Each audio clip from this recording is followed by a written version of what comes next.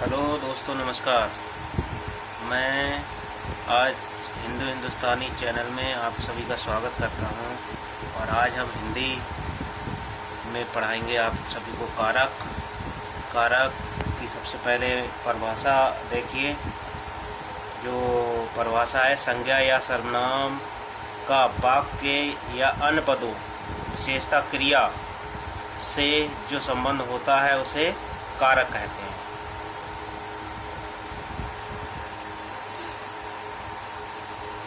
जैसे राम ने रावण को बाण से मारा।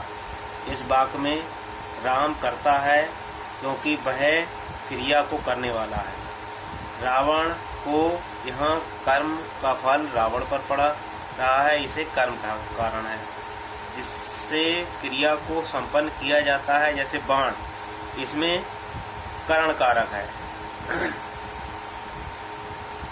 अब हिंदी में जो कारकों की संख्या होती है वो 8 मानी जाती है।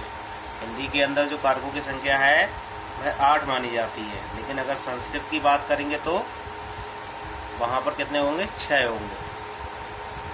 अब आ गए कारक। कारक और कारक के चिन्ह। कारक आ गए, कारक के चिन्ह आ गए। ठीक है। जैसे अगर आप लोगों को ये इसके कारकों के अगर कारक चिन्ह आप लोगों को याद होंगे तो आप लोग किसी भी कारक के लिए पहचान सकते हैं कि कौन सी वाक्य में कौन सा कारक है। इसमें आप लोगों को देखिए, कर्ता ने, कर्ता के साथ क्या आएगा? ने। अगर जहाँ भी कर्ता कारक होगा वहाँ पर आगे ने जो है वो चिन्ह आएगा। कर्म जहाँ पर होगा वहाँ को, ऐ का चिन्ह आएगा। करण होगा वहाँ से के द्वारा आएगा। संप्रदान होगा वहाँ को के लिए होगा। संप्रदान दान देने के लिए होता है। अपादान से अलग होने पर, जहाँ पर से लगेगा वो अलग होने पर होगा, या तुलना दिखाएगा या आपको भिन्नता दिखाएगा। संबंध है, संबंध में का, की, के, रा, री, रे, ना, नी, ने आता है। और अधिकरण में जो है में और पर आता है। यहाँ पर आधार देखा जाए, स्थान, आधार या समय का बोध होता है। और संबोधन में ऐ, हे, अरे और भो आदि शब्द आते हैं। अब इसमें एक चीज और देख लीजिए कि कर्ता ने क्रिया को जो संपन्न करने वाला होता है उसे क्या कहते हैं? हम कर्ता कहते हैं। क्रिया को संपन्न करने वाला। जैसे राम ने रावण को बाण से मारा, तो इसमें जो क्रिया है वो कौन कर रहा है? राम कर रहा है। तो राम में क्या होगा? राम के आगे आ रहा, लग के आ रहा है राम ने, तो राम के आगे ये देखो आ रहा है राम ने, तो यहाँ पर क्या होगा? कर्ता कारक होगा। अब प्रभावित होने वाला, क्रिया से जो कर्ता द्वारा जो प्रभावित होता है उसमें कर्म होता है। कर्म जैसे को मतलब राम ने रावण को, तो रावण में जो होगा वो क्या होगा? कर्म। कर्म का जो फल जो प्रभावित हो रहा है उसमें क्या होगा? कर्म होगा। अब करण यानी जिसके द्वारा क्रिया संपन्न की जा रही है। जो साधन, जैसे कि अगर राम ने रावण को बाण से मारा, तो बाण से जो मारेंगे तो उसमें क्या है? साधन। साधन का क्या हुआ? साधन हो गया हमारा बाण। तो बाण में कौन सा कारक हो गया? करण कारक हो गया। ऐसे ही अब होगा संप्रदान। संप्रदान को के लिए होता है, इसमें दान देने के लिए होता है। इस क्रिया में अगर आप किसी को दान दे रहे हैं तो वहां पर क्या आएगा? संप्रदान कारक होगा। इसमें पंचमी विभक्ति भी होती है। विभक्ति कई बार पूछ लेते हैं, लेकिन ये संस्कृत में पूछी जाती है, हिंदी में तो नहीं। लेकिन इसमें क्या है? संप्रदान कारक वहां होगा जहां पर कोई चीज दान, जैसे ब्राह्मण, राम ब्राह्मण को गाय दान देता है, तो इसमें क्या है? जो दान देने की जो क्रिया हो रही है इसमें क्या है? संप्रदान कारक होगा। या फिर कभी बच्चों को किताब दान देता है, तो उसमें क्या है? उसमें भी दान की क्रिया है, तो वहां पर भी हमारा क्या है? संप्रदान कारक हो गया। और अपादान कारक हो गया। दूसरा है क्या? 5वां अपादान कारक। अपादान में क्या है? से अलग होने पर। अलग होने पर मतलब, अलग होने का मतलब क्या हो गया इसमें? कि अपादान अलग होने पर होता है, या तुलना या भिन्नता जहाँ पर होती है। जैसे मान लीजिए पेड़ से पत्ता गिरता है, यहाँ पर जो अपादान होगा वो पेड़ में होगा, पत्ते में नहीं होगा, क्योंकि पेड़ से पत्ता जो अलग हो रहा है उसमें नहीं होता है। जो चीज, जैसे अगर मान लीजिए राम गांव से चला गया, तो गांव में अपादान कारक होगा, ना कि राम में होगा, क्योंकि वहां पर राम अलग हो जा रहा है, वहां पर अपादान कारक होगा। ऐसे ही पेड़ से फल गिरता है, अगर पेड़ से फल गिर रहा है तो पेड़ में होगा अपादान कारक, ना कि उस फल में होगा। तो यहाँ पर जो है इसमें अपादान कारक होता है अगर कोई चीज किसी चीज से बिछड़ रही है, अलग हो रहा है, तो वहां अपादान कारक होता है। अब आपका आ गया छठा संबंध, का की के रा री रे, इसमें होता है संबंध में। अब संबंध में क्या है, का की के रा री रे, जैसे कि संबंध जो किसी से किसी चीज से कोई संबंध हो, जैसे ये राम की पुस्तक है, ये राम का कलम है, ये मोहन की किताब है, इसमें संबंध हो रहा है क्योंकि ये राम की किताब है, राम की पुस्तक है, राम का पेन है, तो इसमें काकी के आ रहा है, यानी संबंध आ रहा है। वह चीज किसकी है, वह चीज राम की है, वह चीज किसकी है, वह चीज मोहन की है, सोहन की है। यानी अगर पुस्तक किसकी है, राम की है, बिल्ली किसकी है, मोहन की है। इस तरह से जहां भी शब्द आएंगे वहां पर क्या है, काकी के रा री रे, ये जो भी शब्द होगा वो संबंध में होगा। ऐसे ही आपका आ गया अधिकरण कारक। अधिकरण कारक में क्या होगा, में पर, यानी यहाँ पे आधार होता है, इसका जो पहचान होती है वो आधार से होती है। मान लीजिए में और पर इसका पहचान, इसका जो चिन्ह होते हैं कारक चिन्ह, वह में और पर आता है।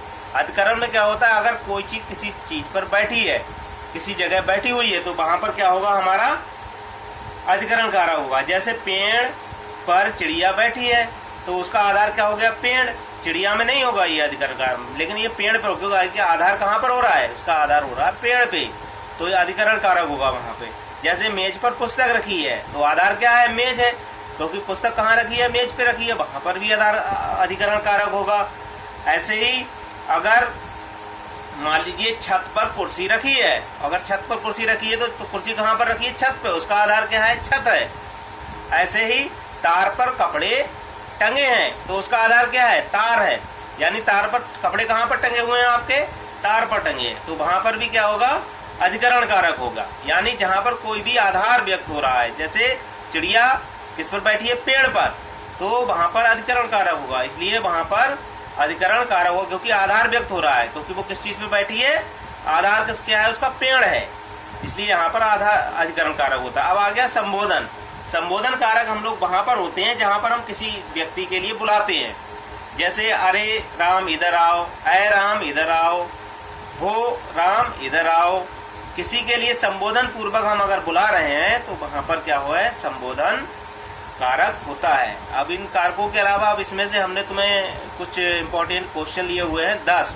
अब उस 10 क्वेश्चनों को बारे में आप लोग देखना, अपना दिमाग लगाना, कुछ सेकंड के लिए हम टाइम देंगे, उसके बाद आप अपने आप इन क्वेश्चनों को, उसके बाद हम उसका आंसर बता देंगे। आप इस वीडियो में बने रहें। ये देखिए कारक से संबंधित प्रश्न दिए हुए हैं इसमें क्या दिया है, कारक से संबंधित प्रश्न दिए हुए हैं। जैसे ये देखिए पहला क्वेश्चन दिया हुआ है हमारा। पहला क्वेश्चन क्या दिया है, राम ने रावण को बाण से मारा, इस वाक्य में रेखांकित शब्द में कौन सा कारक है। रेखांकित शब्द यानी बाण, बाण से कौन सा कारक है, तो इसमें कौन सा होगा, अपादान होगा, संप्रदान होगा, करण होगा कि कर्म होगा। क्योंकि यहाँ पर क्या है, से क्रिया आ रही है, हमने अभी बताया था कारक चिन्हों का नाम। कहाँ पर, राम कर्ता ने कर्म को करण से यानी बाण से मारा है, इसका मतलब यहाँ पर क्या होगा, यहाँ पर होगा कौन सा आपका, करण होगा। कौन सा होगा, करण कारक होगा। ठीक है। अब आपका आ गया दूसरा प्रश्न। दूसरे में क्या है, श्याम ने राम को डंडा मारा, श्याम ने राम को डंडा मारा, इस वाक्य में रेखांकित श्याम में कौन सा करण है, कौन सा कारक है। इसमें कारक है, थोड़ी सी त्रुटि हो गई है यहाँ पर आपकी, ये यहाँ पर कारक होगा। ठीक है, कौन सा कारक है। अब इसमें क्या है, श्याम ने यानी श्याम ने, कर्ता ने कर्म को, कर्ता ने शब्द ये देखो ये पहचान में आ रहा है, ने किसके साथ लगा है, श्याम के साथ लगा है। तो श्याम में कौन सा कारक होगा, कर्म होगा, संप्रदान होगा, अपादान होगा या कर्ता होगा। तो श्याम कौन है, इस काम को करने वाला कौन होता है, कर्ता होता है। तो कर्ता में कौन सा हो गया आपका, कर्ता श्याम में कौन सा हो गया, कर्ता कारक हो गया। कौन सा हो गया, कर्ता कारक हो गया। अब आपका है दूसरा जो प्रश्न है, तीसरा जो क्वेश्चन है वो दिया हुआ है आपका, पेड़ पर पक्षी बैठा है, इस वाक्य में कौन सा कारक है। पेड़ पर पक्षी बैठा है, इसमें कौन सा कारक है। इसमें देखेंगे हम लोग कौन सा है, संप्रदान कारक है, अधिकरण कारक है, संबोधन कारक है कि कर्म कारक है। इसमें कारक क्या होगा? पेड़ पर पक्षी बैठा है, तो पेड़ पर कौन बैठा है? पक्षी। पक्षी किस में बैठा है? पेड़ पर। इसका आधार क्या हुआ? इसका आधार हो गया पेड़। तो यहाँ पर क्या है? आधार अगर कहीं पर कोई चीज होगा तो इसमें कौन सा होगा? संप्रदान हो गया, या अधिकरण होगा, संबोधन हो गया, या कर्म होगा। कौन सा कारक होगा? इसमें कारक होगा आपका अधिकरण। हमने आपको पिछले भी समझाते हुए बताया था कि जहाँ पर जो वाक्य आधार अगर व्यक्त कर रहा है वहां पर कौन सा कारक होता है? अधिकरण कारक होता है। जैसे मान लीजिए मेज पर पुस्तक रखी है, या तार पर कपड़े टंगे हैं, या छत पर कुर्सी रखी है, तो ये सब क्या है? आधार व्यक्त कर रहे हैं। तो आधार व्यक्त यहाँ पर कर रहे हैं, वहां पर क्या हो गया? आपका अधिकरण कारक हो गया। अब आपका कौन सा क्वेश्चन है? दूसरा, चौथा क्वेश्चन, जो अगला क्वेश्चन है आपका, पेड़ से पत्ता गिरता है, इस वाक्य में कौन सा कारक होगा? पेड़ से पत्ता गिरता है, पेड़ से पत्ता गिरता है, इसका मतलब क्या है? पेड़ से क्या हो रहा है? पत्ता अलग हो रहा है, लेकिन इसमें क्या होगा? आपके पत्ते में नहीं होगी। जो कारक होगा वो पत्ते में नहीं होगा, किसमें होगा? पेड़ में होगा। और पेड़ से क्योंकि पत्ता अलग हो रहा है, और अलग होने के लिए कौन सा कारक होता है? अपादान होता है, संप्रदान होता है, संबोधन होता है, या फिर संबंध होता है। इसमें होता है आपका अपादान कारक। जहां से कोई चीज बिछड़ रही है, अलग हो रही है, तो वहां पर क्या होता है? आपका अपादान कारक होता है। अपादान, जैसे कि मान लीजिए राम गांव से चला गया, यानी राम गांव से अलग हो गया, तो उस गांव में भी आपकी वो अपादान कारक होगा। यानी जो चीज जिस चीज से बिछड़ रही है, जैसे पेड़ से पत्ता गिरता है, पेड़ से फल गिरता है, या राम गांव से चला गया, शाम गांव से चला गया, यानी जो चीज अलग हो रही है, जहां अलगाव आ रहा है, वहां पर आपका क्या होता है? अपादान कारक होता है। अब आपका आ गया पांचवा जो क्वेश्चन है लिखा हुआ, इसमें राम ब्राह्मण को गाय दान देता है, इसमें कौन सा होगा? करण कारक होगा, कर्म कारक होगा, अपादान कारक होगा, या संप्रदान कारक होगा। आप लोग अपनी तरफ से थोड़ा गैस लगा लीजिए। इसमें क्या होगा? राम ब्राह्मण को गाय दान देता है, इस वाक्य में कौन सा कारक होगा? इसमें कारक कौन सा होगा? राम ब्राह्मण को गाय देता है। यहाँ देखिए दान क्रिया आ रही है, क्या आ रही है? दान। और दान क्रिया किसमें होती है? दान क्रिया हमेशा होती है किसमें? संप्रदान में। यानी यहाँ पर क्या होगा? आपका संप्रदान कारक होगा। कौन सा होगा? आपका संप्रदान कारक होगा, क्योंकि राम ब्राह्मण को गाय देता है, या राम मोहन को पेन देता है। अगर कोई चीज दान में दे रहा है तो वहां पर क्या होगी? आपकी कौन सा कारक होगा? आपका संप्रदान कारक होगा। अब आपको देख लीजिए छठा सवाल होगा, इसके बाद आपका कौन सा है? छठा सवाल देख लीजिए। इसमें जो छठा सवाल है आपका, इसी कारकों से है संबंधित इसका। इसमें देखिए कौन सा है? मेज पर गिलास रखा है, इसमें क्या है? मेज पर गिलास रखा है, इस वाक्य में कौन सा कारक है? इससे संबंधित हम इससे पहले भी आपको बता चुके हैं। इसमें क्या हो रहा है? आधार व्यक्त हो रहा है। मेज पर क्या रखा है? गिलास। तो इसमें कौन सा होगा? अपादान होगा, अधिकरण होगा, कर्म होगा, या संबोधन होगा। इसमें कौन सा होगा? इसमें होगा आपका अधिकरण, क्योंकि इसमें क्या हो रहा है? मेज पर गिलास रखा है, इसमें आधार व्यक्त कर रहा है, मेज पर रखा है, मेज पर। ठीक है, क्योंकि आधार गिलास का क्या है? गिलास का आधार है मेज, तो मेज पर अगर रखा है तो उसमें अधिकरण कारक होगा। ठीक है, अब अगला आपका आ गया क्या है? पेड़ से आम गिरता है। अब पेड़ से आम गिरता है, इससे संबंधित हम पिछले भी आपको एक क्वेश्चन करा चुके हैं, आप ध्यान से पढ़ें और इसका आंसर लगाएं। देखो, पेड़ से आम गिरता है, इसमें कौन सा कारक होगा? इस वाक्य में कौन सा कारक है? पेड़ से आम गिरता है, अपादान कारक होगा, संबोधन कारक होगा, या अधिकरण कारक होगा, या कर्ता कारक होगा। इसमें आपका जो कारक होगा वो होगा आपका अपादान, क्योंकि यहाँ पर क्या हो रहा है? पेड़ से आम गिरता है, पेड़ से आम गिर रहा है तो क्या हो रहा है? अलगाव हो रहा है, पेड़ से आम गिर रहा है, तो पेड़ क्या हो रहा है? पेड़ में क्या हो गई? अपादान कारक हो गया आपका। ठीक है, ऐसे ही पेड़ से अगर फल गिरता, पेड़ से आम गिर रहा है, पेड़ से पत्ता गिर रहा है, ठीक है, या छत से ईंट गिर रही है, कोई भी चीज अलग हो रही है। राम गांव से जा रहा है, श्याम गांव से जा रहा है, श्याम गांव से गया, जो चीज भी अलग हो रही है जिस चीज में, वहां पर अपादान कारक आपका होता है। उसके अलावा आपका है आप यहाँ पर मोहन बच्चे के लिए मिठाई लाया, इस वाक्य में कौन सा कारक होगा? राम वो मोहन बच्चों के लिए मिठाई लाया, इसमें कौन सा कारक होगा? आप इसमें देखिए कौन सा कारक होगा। मोहन बच्चों के लिए मिठाई लाया, इसमें कर्म होगा, करण होगा, संप्रदान होगा या संबंध होगा? इसमें क्या होगा? मोहन बच्चों के लिए, किससे संबंध हो रहा है? बच्चों से। मिठाई का संबंध किससे है?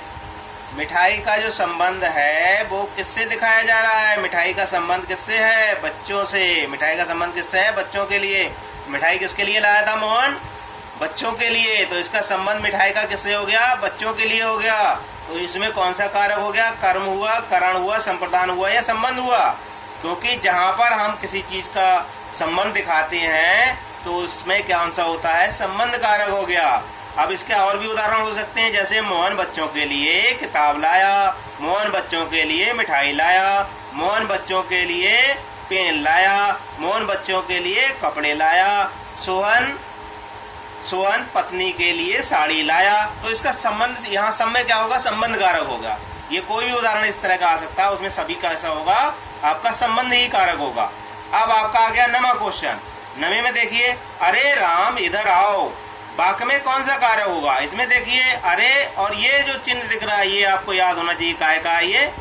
अगर हम कहीं भी संबोधन करेंगे, संबोधन चिन्ह ये होता है, ये संबोधन चिन्ह होता है। अरे राम इधर आओ, अरे के बाद ये जो चिन्ह होगा लगा हुआ वहां पर थोड़ी देर के लिए रोकते हैं, और जहां पर भी ये संबंध ये चिन्ह आपको मिल जाए तो वहां पर ये समझ लीजिए कि वहां पर कौन सा कारक होगा? संबोधन। यानी हम किसी का क्या कर रहे हैं? संबोधन करें। अरे राम इधर आओ, इसमें संबोधन हो गया। अरे मोहन इधर आओ, यहाँ भी संबोधन हो गया। अरे राम तुम अभी तक यहाँ खड़े हो। इस तरह से जो भी वाक्य बनेंगे वो आपके संबोधन कारक के अंतर्गत आएंगे। अब आपका लास्ट और 10वां सवाल ये देखो है लिखा हुआ, क्या है?